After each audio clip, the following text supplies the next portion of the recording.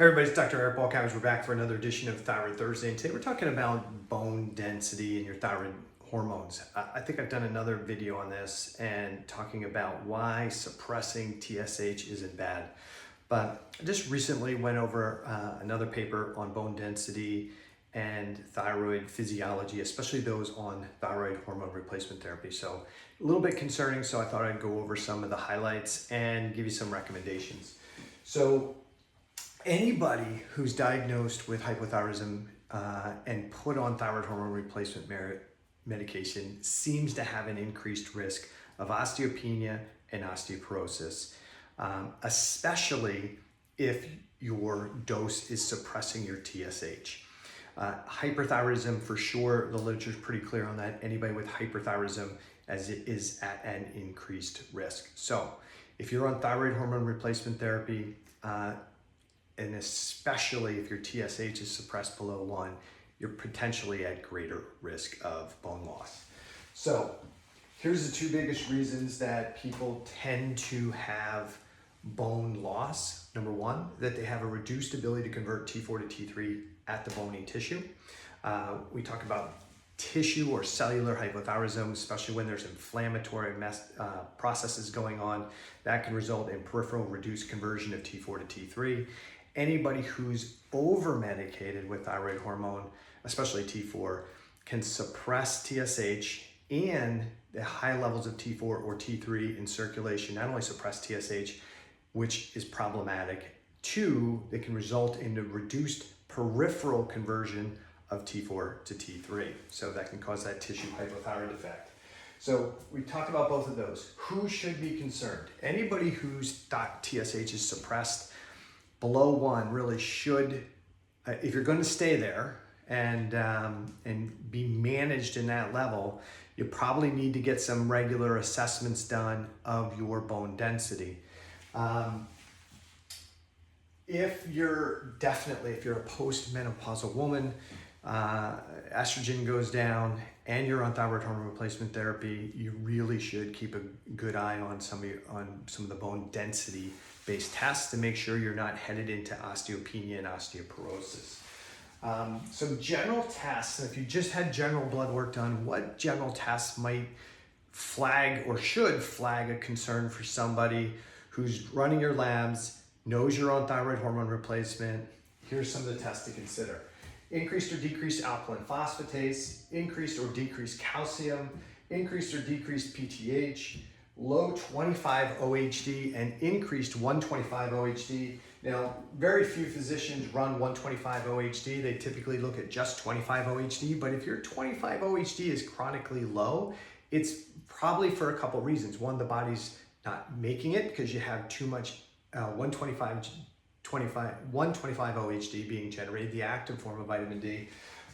It may be being deactivated due to inflammatory mechanisms, maybe going into fat storage, or it may be converting it into the active form at a very high rate and triggering some of this bone loss.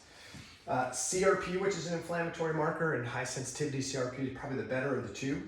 High or low homocysteine, another inflammatory or oxidative stress marker, so something to keep an eye on there. Elevated ferritin, lots of discussion is what high is, but that's for your physician to make a decision. Increased or decreased magnesium, phosphorus, sodium, potassium. These are things you typically see on a general chemistry panel, but when those values are out, we start thinking about renal function, we start talking about adrenal function, and we start thinking about bone issues.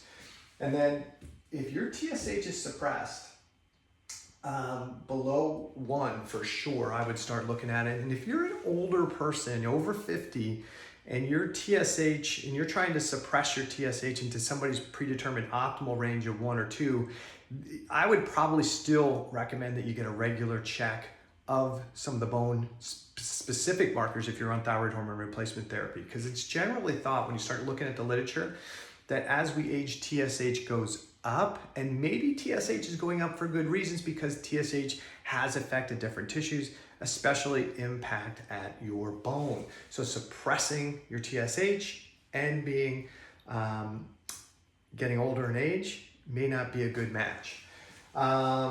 And definitely if you have low T3 or free T3 in circulation, and especially if you're even if you're on T3 medication, if you're seeing that without taking your T3 medication before the blood draw, your T3 and free T3 are low, good indication that there's reduced peripheral conversion and puts you at greater risk.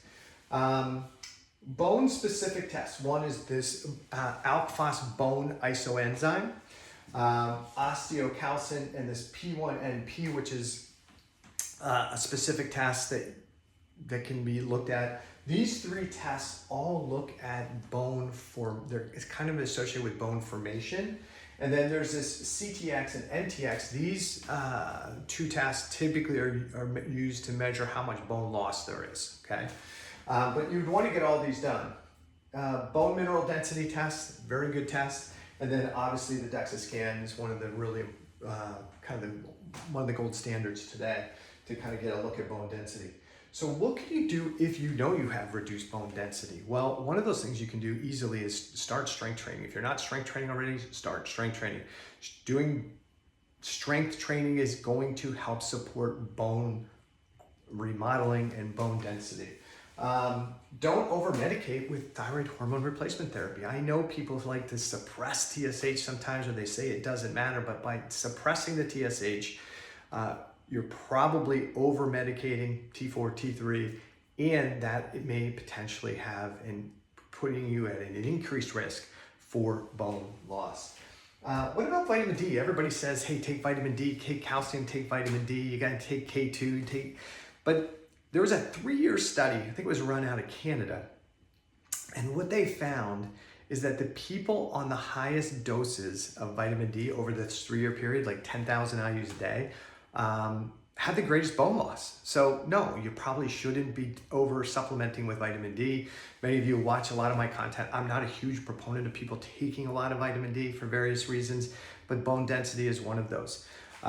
So they found that anything over 4,000 IUs done consistently, and their study was 3 years, actually led to increased bone mineral loss. So you don't need to pound away 10,000 IUs a day for the rest of your life.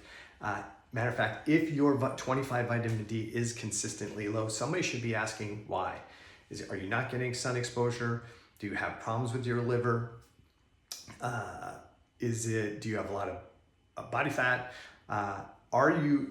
Do you have inflammatory processes going on that's accelerating the conversion of 25 to 125 vitamin D, and it's the elevated 125 vitamin D that's actually contributing to your bone loss.